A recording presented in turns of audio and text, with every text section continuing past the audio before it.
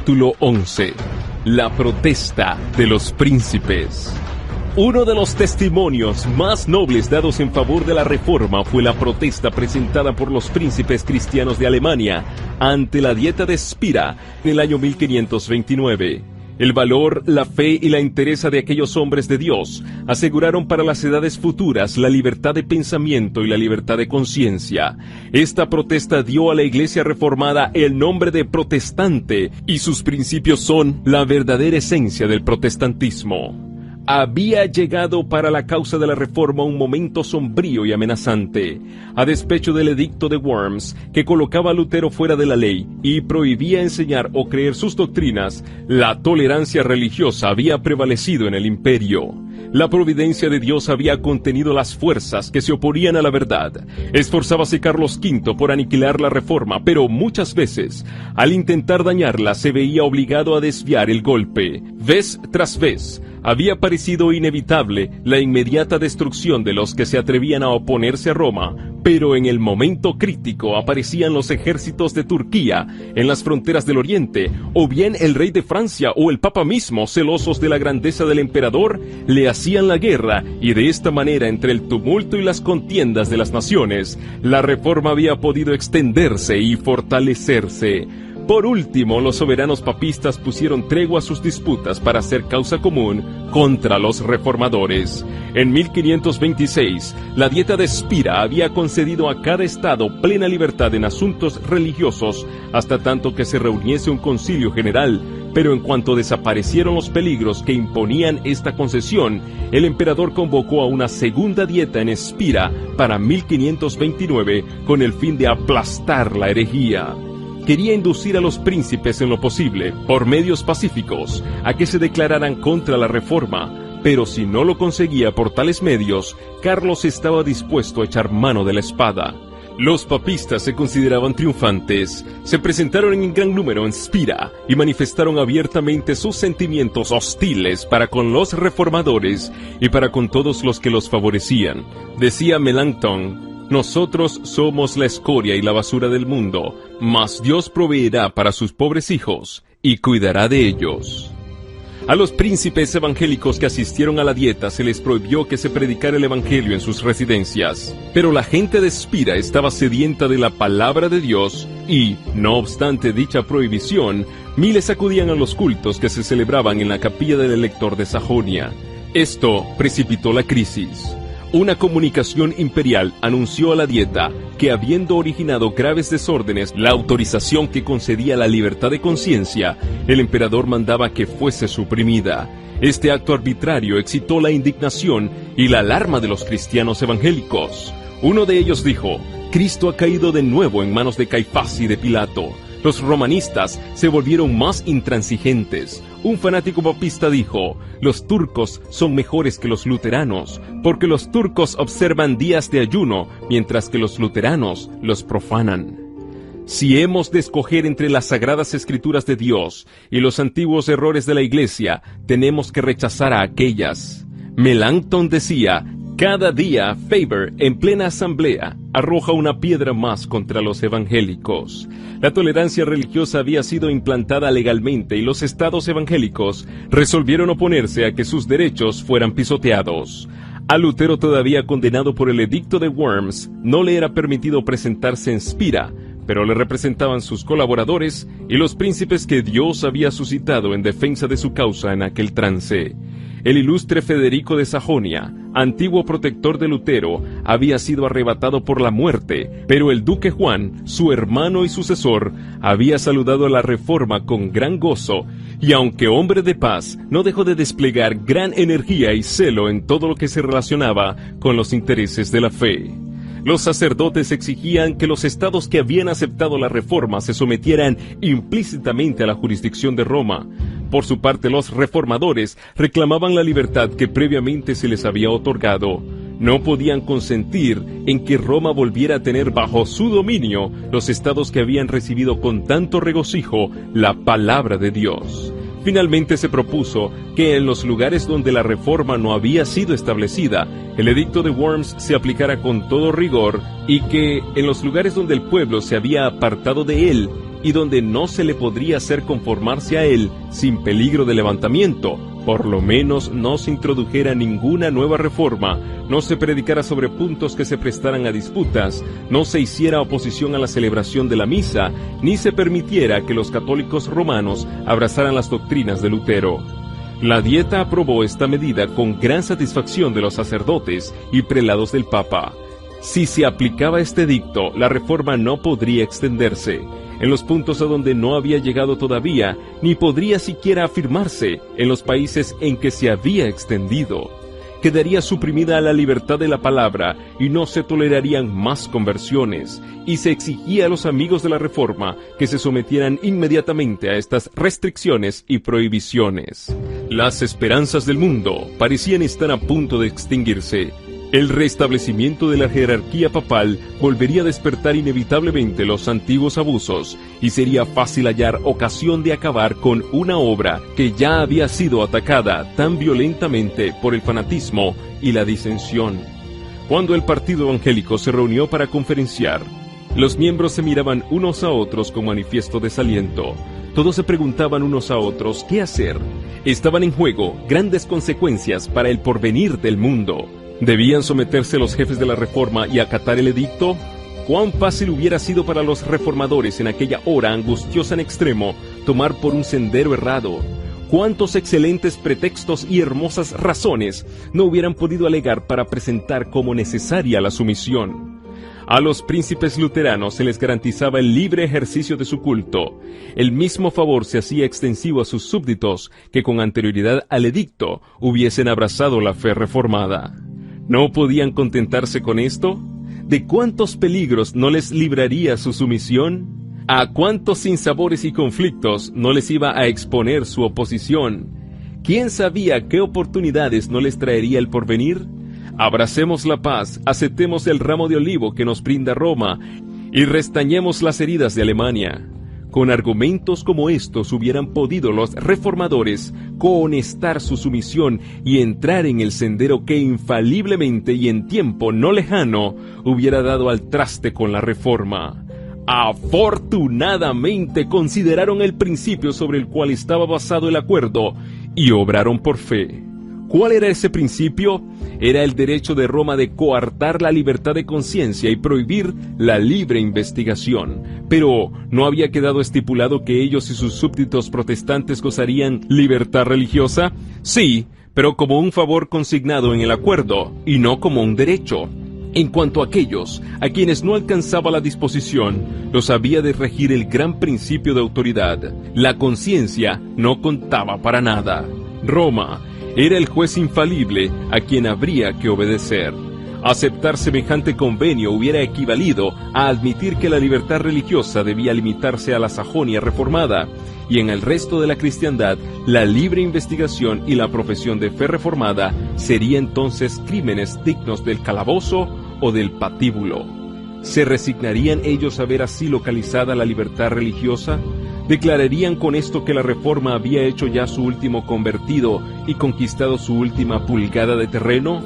¿Y que en las regiones donde Roma dominaba su dominio se perpetuaría? ¿Podrían los reformadores declararse inocentes de la sangre de los centenares y miles de luchadores que, perseguidos por semejante edicto, tendrían que sucumbir en los países dominados por el Papa? Esto hubiera sido traicionar en aquella hora suprema la causa del Evangelio y las libertades de la cristiandad. Más bien, lo sacrificarían ellos todo, hasta sus posesiones, sus títulos y sus propias vidas. Rechacemos este decreto, dijeron los príncipes. En asuntos de conciencia, la mayoría no tiene poder. Declararon los diputados. Es al decreto de 1526 al que debemos la paz de que disfruta el imperio. Su abolición llenaría a Alemania de disturbios y facciones. Es incompetente la Dieta para hacer más que conservar la libertad religiosa hasta tanto que se reúna un concilio general. Proteger la libertad de conciencia es un deber del Estado y es el límite de su autoridad en materia de religión. Todo gobierno secular que intenta regir las observancias religiosas o imponerlas por medio de la autoridad civil sacrifica precisamente el principio por el cual lucharon tan noblemente los cristianos evangélicos. Los papistas resolvieron concluir con lo que llamaban una atrevida obstinación. Para principiar, procuraron sembrar disensiones entre los que sostenían la causa de la reforma e intimidar a quienes todavía no se habían declarado abiertamente por ella. Los representantes de las ciudades libres fueron citados a comparecer ante la Dieta y se les exigió que declarasen si accederían a las condiciones del edicto. Pidieron ellos que se les diera tiempo para contestar, lo que no les fue concedido. Al llegar el momento en que cada cual debía dar su opinión personal, casi la mitad de los circunstantes se declararon por los reformadores. Los que así se negaron a sacrificar la libertad de conciencia y el derecho de seguir su juicio individual, harto sabían que su actitud les acarrearía las críticas, la condenación y la persecución. Uno de los delegados dijo: «Debemos negar la palabra de Dios o ser quemados». El rey Fernando, representante del emperador ante la Dieta, vio que el decreto causaría serios disturbios, a menos que se indujese a los príncipes a aceptarlo y apoyarlo. En vista de esto, apeló al arte de la persuasión, pues sabía muy bien que emplear la fuerza contra semejantes hombres no tendría otro resultado que confirmarlos más en sus resoluciones. Suplicó a los príncipes que aceptasen el decreto, asegurándoles que este acto llenaría de regocijo al emperador. Pero estos hombres leales reconocían una autoridad superior a todos los gobernantes de la tierra y contestaron con toda calma: «Nosotros obedeceremos al emperador en todo aquello que contribuya a mantener la paz y la gloria de Dios». Finalmente manifestó el rey al elector y a sus amigos en presencia de la Dieta que el edicto iba a ser promulgado como decreto imperial y que lo único que les quedaba era someterse a la decisión de la mayoría. Y habiéndose expresado así, salió de la asamblea sin dar oportunidad a los reformadores para discutir o replicar. En vano estos le mandaron mensajeros para instarle a que volviera. A las súplicas de ellos solo contestó: «Es asunto concluido, no queda más que la sumisión». El partido imperial estaba convencido de que los príncipes cristianos se aferrarían a las Santas Escrituras como a algo superior a las doctrinas y a los mandatos de los hombres. Sabía también que allí donde se adoptara esta actitud, el papado sería finalmente derrotado.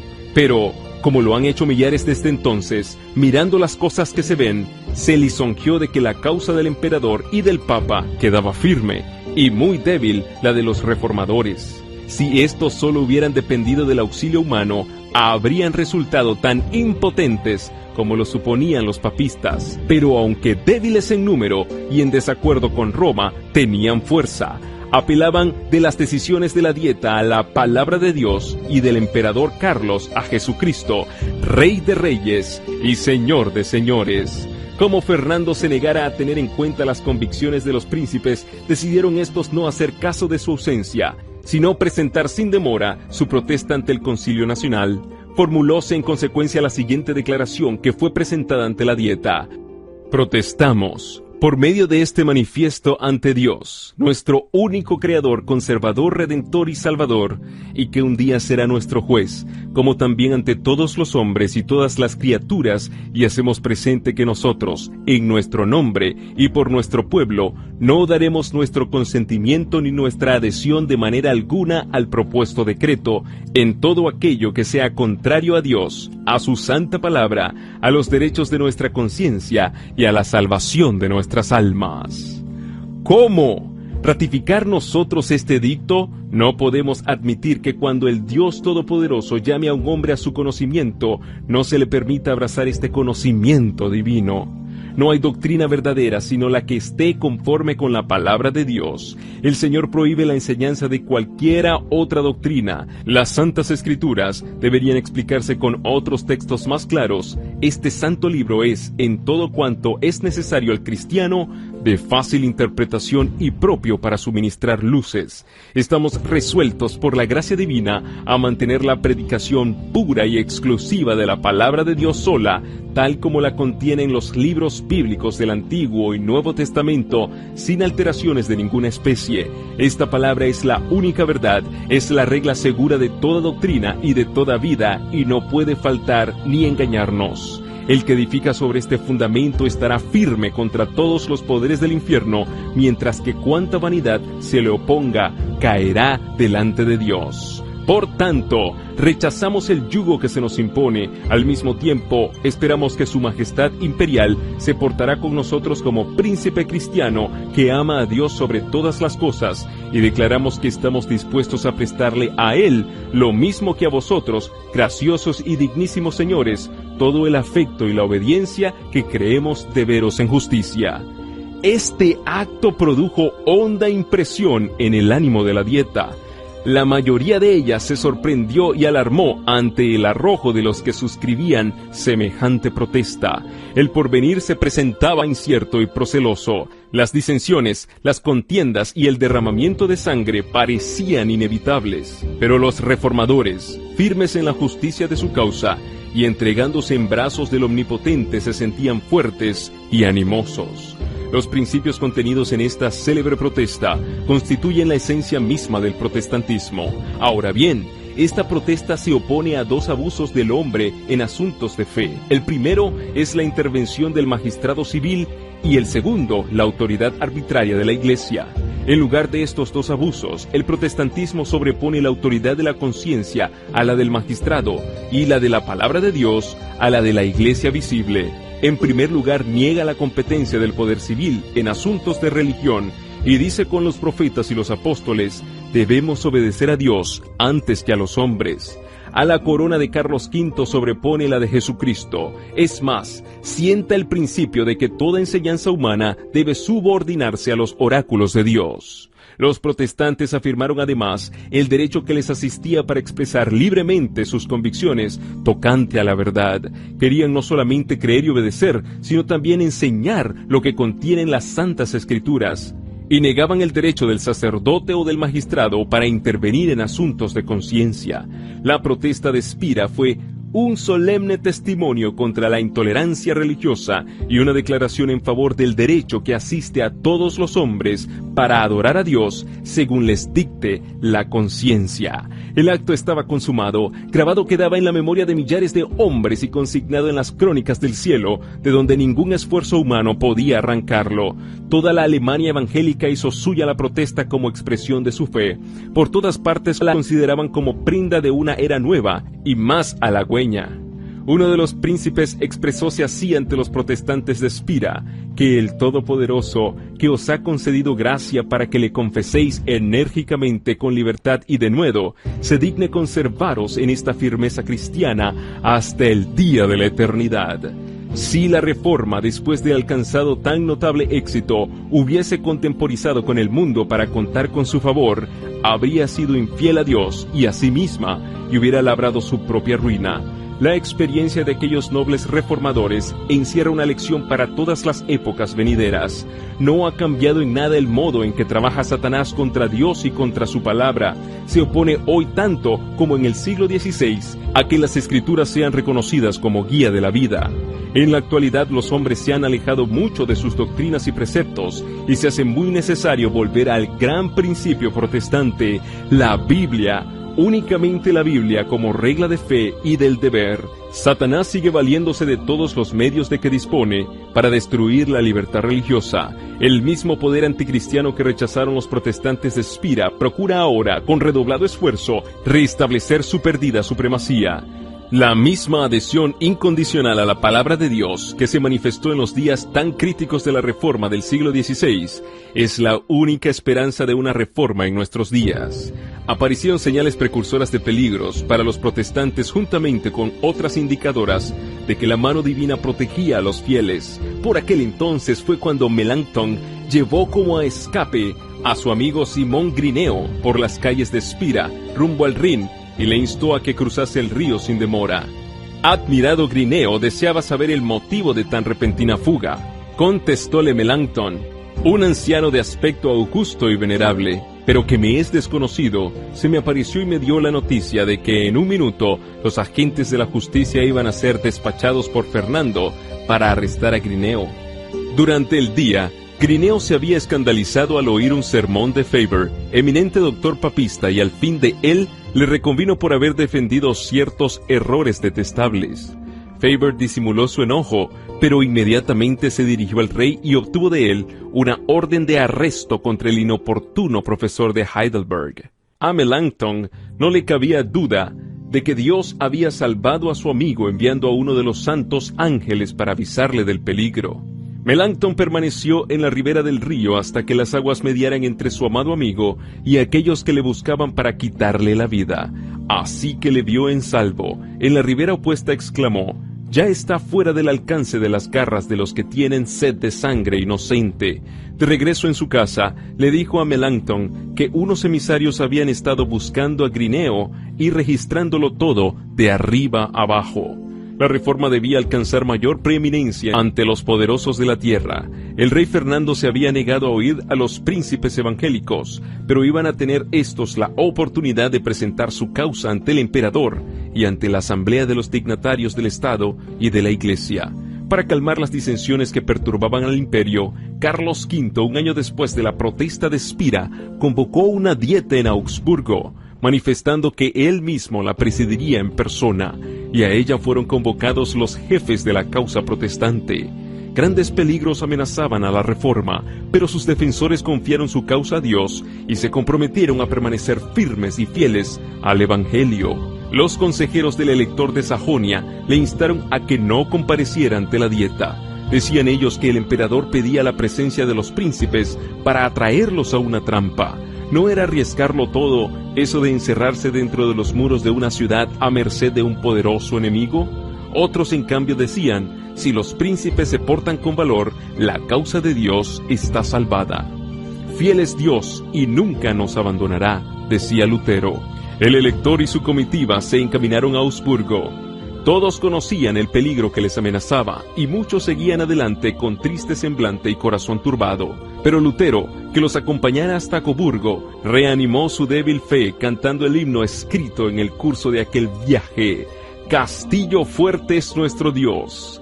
Muchos lúgubres presentimientos se desvanecieron y muchos corazones apesadumbrados sintieron alivio al oír las inspiradas estrofas. Los príncipes reformados habían resuelto redactar una exposición sistemática de sus opiniones con pruebas de las Santas Escrituras y presentarla a la dieta, y la preparación de ella fue encomendada a Lutero, Melanchthon y sus compañeros. Esta confesión fue aceptada por los protestantes como expresión genuina de su fe y se reunieron para firmar tan importante documento.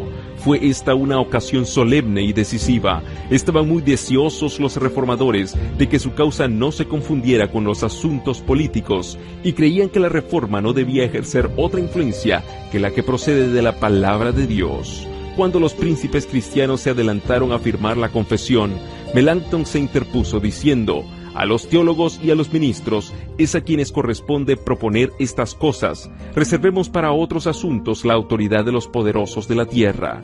«No permita Dios», replicó Juan de Sajonia, «que sea yo excluido. Estoy resuelto a cumplir con mi deber sin preocuparme de mi corona. Deseo confesar al Señor, mi birrete y mi toga de elector no me son tan preciosos como la cruz de Cristo».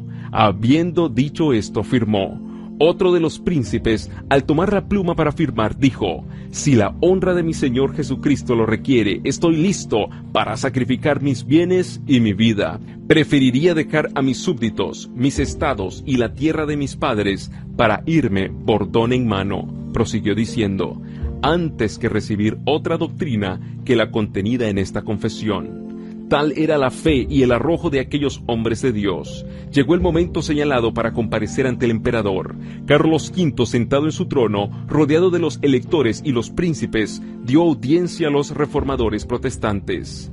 Dióse lectura a la confesión de fe de estos. Fueron presentadas con toda claridad las verdades del Evangelio ante la augusta asamblea y señalados los errores de la Iglesia papal. Con razón fue llamado aquel día el día más grande de la Reforma y uno de los más gloriosos en la historia del cristianismo y de la humanidad. Hacía apenas unos cuantos años que el monje de Wittenberg se presentara solo en Worms ante el Concilio Nacional, y ahora en vez de él veíanse los más nobles y poderosos príncipes del imperio. A Lutero no se le había permitido comparecer en Augsburgo, pero estaba presente por sus palabras y por sus oraciones. «Me lleno de gozo», escribía, «por haber llegado hasta esta hora en que Cristo ha sido ensalzado públicamente por tan ilustres confesores y en tan gloriosa asamblea». Así se cumplió lo que dicen las Sagradas Escrituras: hablaré de tus testimonios delante de los reyes. Salmos 119, 46. En tiempo de Pablo, el Evangelio, por cuya causa se le encarceló, fue presentado así a los príncipes y nobles de la ciudad imperial. Igualmente en Augsburgo, lo que el emperador había prohibido que se predicase desde el púlpito se proclamó en el palacio. Lo que había sido estimado aún indigno de ser escuchado por los sirvientes, era escuchado con admiración por los amos y señores del imperio. El auditorio se componía de reyes y de nobles, los predicadores eran príncipes coronados y el sermón era la verdad real de Dios. Desde los tiempos apostólicos, dice un escritor, no hubo obra tan grandiosa ni tan inmejorable confesión. Cuanto ha sido dicho por los luteranos es cierto, y no lo podemos negar, declaraba un obispo papista. ¿Podéis refutar con buenas razones la confesión hecha por el elector y sus aliados?, preguntaba otro obispo al doctor Eck. Sí, lo puedo, respondía, pero no con los escritos de los apóstoles y los profetas, sino con los concilios y con los escritos de los padres. Comprendo, repuso el que hacía la pregunta. Según su opinión, los luteranos están basados en las Escrituras, en tanto que nosotros estamos fuera de ellas. Varios príncipes alemanes fueron convertidos a la fe reformada y el mismo emperador declaró que los artículos protestantes contenían la verdad. La confesión fue traducida a muchos idiomas y circuló por toda Europa, y en las generaciones subsiguientes millones la aceptaron como expresión de su fe. Los fieles siervos de Dios no trabajaban solos, mientras que los principados y potestades de los espíritus malos se ligaban contra ellos. El Señor no desamparaba a su pueblo. Si sus ojos hubieran podido abrirse, habrían tenido clara evidencia de la presencia y el auxilio divinos, que les fueron concedidos como a los profetas en la antigüedad. Cuando el siervo de Eliseo mostró a su amo las huestes enemigas que los rodeaban, sin dejarles cómo escapar, el profeta oró: ruégote, oh Jehová, que abra sus ojos para que vea. Segunda de Reyes 6:17. Y he aquí, el monte estaba lleno de carros y caballos de fuego.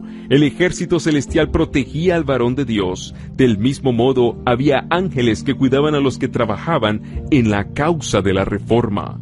Uno de los principios que sostenía Lutero con más firmeza era que no se debía acudir al poder secular para apoyar la reforma, ni recurrir a las armas para defenderla. Se alegraba de la circunstancia de que los príncipes del imperio confesaran el Evangelio, pero cuando estos mismos príncipes intentaron unirse en una liga defensiva, declaró que la doctrina del Evangelio debía ser defendida solamente por Dios. Cuanto menos interviniesen los hombres en esta obra, más notable sería la intervención de Dios en su favor. Todas las preocupaciones políticas propuestas eran, según su modo de ver, hijas de un temor indigno y de una desconfianza pecaminosa. Cuando enemigos poderosos se unían para destruir la fe reformada y millares de espadas parecían desenvainarse para combatirla, Lutero escribió: Satanás manifiesta su ira, conspiran pontífices impíos y nos amenaza la guerra. Exhortad al pueblo que luche con fervor ante el trono de Dios en fe y ruegos, para que nuestros adversarios, vencidos por el Espíritu de Dios, se vean obligados a ser pacíficos. Nuestra más ingente necesidad, la primera cosa que debemos hacer es orar. Haced saber al pueblo que en esta hora él mismo se haya expuesto al filo de la espada y a la ira del diablo. Haced que ore. En otra ocasión, con fecha posterior, refiriéndose a la liga que trataban de organizar los príncipes reformados, Lutero declaró que la única arma que debería emplearse en esta causa era la espada del Espíritu. Escribió al elector de Sajonia: no podemos en conciencia aprobar la alianza propuesta. Preferiríamos morir 10 veces antes que el Evangelio fuese causa de derramar una gota de sangre. Nuestra parte es ser como ovejas del matadero. La cruz de Cristo hay que llevarla. No tema su alteza.